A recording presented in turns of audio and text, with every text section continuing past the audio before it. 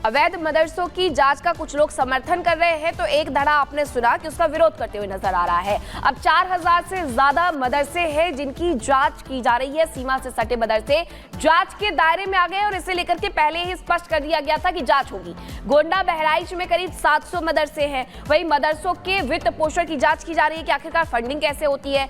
सत्यापन के दौरान फंडिंग की जानकारी नहीं है, ये भी मामला सामने आया। और पिछले कुछ साल पहले हमने देखा था कि कुछ ऐसे मदरसे थे जिन्हें इसी वजह से बंद किया गया था क्योंकि फंडिंग को लेकर के स्पष्टता नहीं थी। मदरसों में विदेशी फंडिंग का शक है और यही वजह है कि जांच की जा रही है। सीमा पार से मदरसों को फंडिंग मिलती है। टीचर स्टाफ की नागरिकता पर भी सवाल उठता है। जो इस मदरसे में पढ़ाते हैं उन्हें लेकर के सवाल खड़ा हुआ है और यही वजह है कि अब जांच की जा रही है। खबरों में आगे बढ़ेंगे, अब आपको दिखाते हैं 2 मिनट में दुनिया।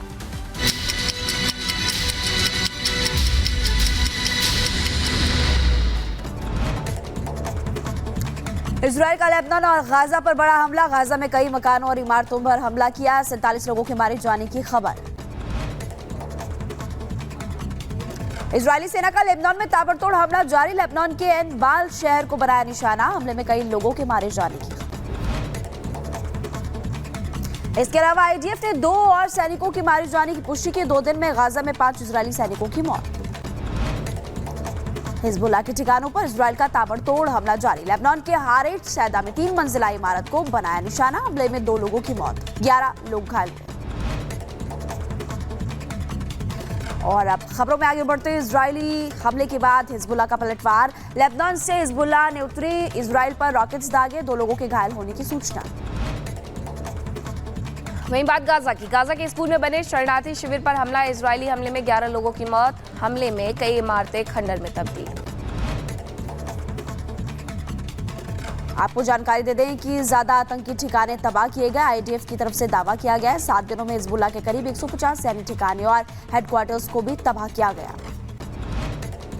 ईरान पर हमले को लेकर इजराइल के आर्मी चीफ का बयान। बोले, ईरान पर किए गए एयर स्ट्राइक सफल। हमने ईरान में कई सैन्य ठिकानों पर हमला किया। लेबनान में हिजबुल्लाह का एक और कमांडर मारा गया। आईडीएफ के हमले में हिजबुल्लाह कमांडर अहमद जाफर ढेर हुए। इजरायली सेना ने हिजबुल्लाह के टनल को भी उड़ाया था। हिजबुल्लाह के ठिकानों पर लेबनान में बमबारी। आईडीएफ के हमले में हिजबुल्लाह का टनल तबाह हुआ। हिजबुल्लाह के हथियार डिपो को किया गया ध्वस्त। इसके अलावा लेबनान में हिजबुल्लाह के ठिकानों पर भारी बमबारी हुई। हिजबुल्लाह के कई ठिकानों को तबाह किया गया। इजराइल के तेल अवीव में संदिग्ध आतंकवादी हमला हुआ है। मोसाद हेडक्वार्टर के पास बस स्टॉप पर ट्रक ने लोगों को रौंदा। 39 लोग घायल हुए। बिल्कुल, ईरान पर आपको बता दें कि कई शहरों में ईरान में धमाका हुआ जिसके बाद से ईरान बदले की भावना से अब आगे बढ़ रहा है। यानी कि बदले की भावना से जब आगे बढ़ेगा तो तबाही चारों तरफ होगी। लेकिन एंट्री इसमें यूएनएससी की भी हो चुकी है। आपको दिखाते हैं खबर पूरी।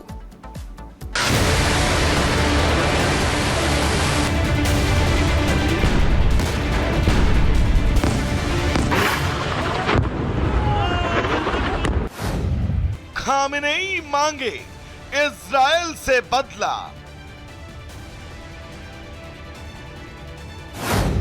क्या होगा ईरान का मिशन अगला? तेल अवीव को जलाएंगे खामेनेई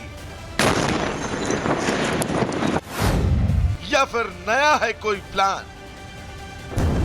इजराइल के जिस हमले की जानकारी को बार बार ईरान नकारता रहा, 2 दिन बाद उसी हमले को लेकर उसका गुस्सा फूट पड़ा। ईरान के सुप्रीम लीडर खामेनेई अब बस इजराइल को सबक सिखाने के लिए बेचैन है। ज़ायोनी शासन ने 2 रात पहले एक गलत कदम उठाया। हमें उन्हें समझाना होगा कि ईरानी लोगों की शक्ति, दृढ़ संकल्प और पहल क्या होती है। हमारे अधिकारियों को यह देखना चाहिए और साफ साफ समझना चाहिए कि क्या करने की जरूरत है और जो कुछ भी इस देश और राष्ट्र के सर्वोत्तम हित में है वो करें।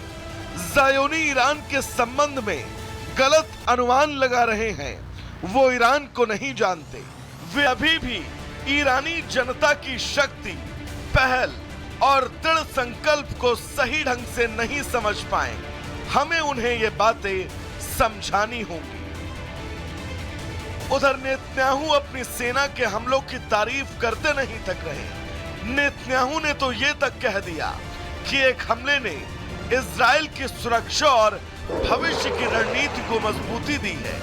हमला ईरान के उन ठिकानों पर केंद्रित था जो इजराइल की सुरक्षा के लिए सीधा खतरा बन रहे थे। हालांकि अपने ऊपर हुए हमलों का बदला लेने में भले ही ईरान देरी करे, लेकिन उस मुद्दे को अंतर्राष्ट्रीय मंच पर ले जाने में उसने देरी नहीं की। ईरान ने इस हमले के खिलाफ यूएन में गुहार लगाई और तुरंत यूएनएससी की बैठक बुलाई। ईरान की अपील पर आज ये बैठक होगी और मिडिल ईस्ट में जारी इस नए घमासान पर चर्चा। ईरान के विदेश मंत्रालय ने कहा है कि वो युद्ध नहीं चाहते, लेकिन इजराइल को जवाब देना जरूरी है। ईरान अपना बदला लेने में भले ही देरी करे, लेकिन दूसरे मोर्चे पर इजराइल हिजबुल्लाह और हमास को किसी भी हाल में बख्शने वाला नहीं है। लेबनान में इजराइल एक के बाद एक इमारतों को तबाह कर रहा है। इन हमलों में हिजबुल्लाह के बिट जबल सेक्टर का कमांडर अहमद जाफर माटुक को मारा गया। उधर हिजबुल्लाह ने इजराइल के तेल अवीव में एक चौंकाने वाला हमला किया। शायद इस तरह के हमले की उम्मीद इजराइल को नहीं थी। रविवार को एक ट्रक अचानक तेल अवीव की सड़कों पर दौड़ा और कई लोगों को कुचल दिया। बाद में इस हमले की जिम्मेदारी हिजबुल्लाह ने ली। पुलिस ने भी मौके पर तुरंत कार्रवाई करते हुए ड्राइवर को मार गिराया। Bureau report, Republic Bharat. और अब खबर पाकिस्तान से जुड़ी हुई आपको बताएंगे, क्योंकि पाकिस्तान में एक संकट खत्म नहीं होता कि दूसरा संकट शुरू हो जाता है। वहां पर जनता परेशान है और इस वक्त आर्थिक संकट से पाकिस्तान जूझ रहा है। और यही वजह है कि पाकिस्तान ने एक बार फिर से कटोरा उठा लिया है और चीन के सामने पहुंच गया। चीन से पहले भी 30 अरब युआन का कर्ज ले चुका है। इस बार 10 अरब युआन का कर्ज और मांगा गया है।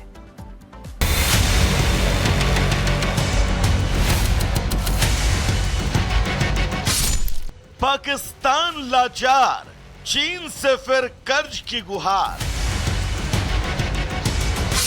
खत्म हुआ कानून का राज, पाकिस्तान में जंगल राज।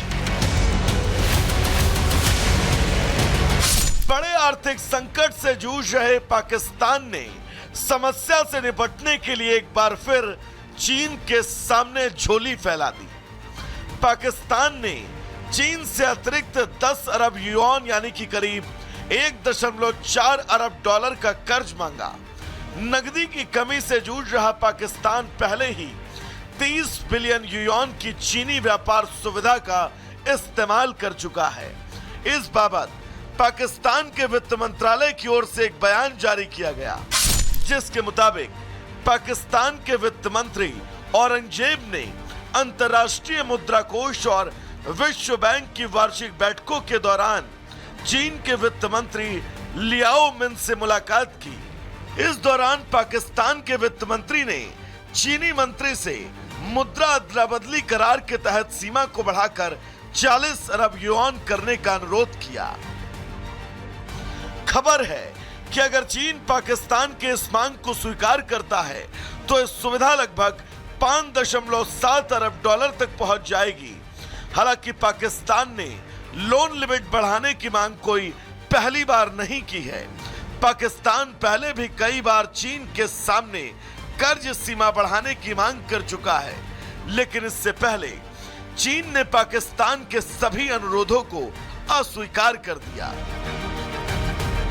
पाकिस्तान के हुक्मरानों से वहां की जनता भी परेशान है। जनता का कहना है कि एक पड़ोसी देश भारत लगातार नई बुलंदियों को छू रहा है, विकास कर रहा है, लेकिन उनका देश सिर्फ चीन से कर्ज ले रहा है। हुंजा गया हाँ। और वहाँ पे मैंने टनल्स देखे। मैंने कहा क्या बात है जी, क्या बात है, पाकिस्तानी गवर्नमेंट ने तो बड़ा काम किया हुआ यहाँ पे। हाँ। तो मुझे उसने कहा अच्छा जी पाकिस्तानी गवर्नमेंट ने काम किया। ओ भाई चाइना ने बनाया, चाइना के पास ठेका है, चाइना इससे प्रॉफिट लेगा। हाँ। मैंने कहा मारो मुझे। मोटरवे भी चाइना के पास है, प्रॉफिट ले रहा यार है, हर एयरपोर्ट चीज भी, गवादर भी इधर उधर भी चाइना बना रहा पूरा है। बलोचिस्तान चाइना के पास अगर है। चाइना बना रहा है तो वो अपना प्रॉफिट भी ले रहा है, पर ये चीजें हमें खुद बनानी और चाहिए बदले में हमें क्या मिल रहा है? इंटरेस्ट, हैवी इंटरेस्ट जो हमने चाइना को दिया। लोन हाँ। लोन मिल रहा है और उसके जो है इंटरेस्ट हम पे बनता जा रहा है। हम अगली किस्त लेते हैं, पिछले का इंटरेस्ट दे देते हैं। ऐसा नहीं है कि पाकिस्तान सिर्फ आर्थिक संकट से जूझ रहा, बल्कि वो हर उस समस्या से ग्रस्त है जिसको आतंकिस्तान ने आतंक को बढ़ावा देने के चक्कर में खुद ही मोल ली है। कानून व्यवस्था को लेकर हुए नए सर्वे की रिपोर्ट ने पाकिस्तान की इंटरनेशनल बेइज्जती करने में कोई कसर नहीं छोड़ी। जिन्ना के सपनों वाला ये देश कानून व्यवस्था के मामले में दुनिया के तीसरे सबसे खराब देशों में शामिल है।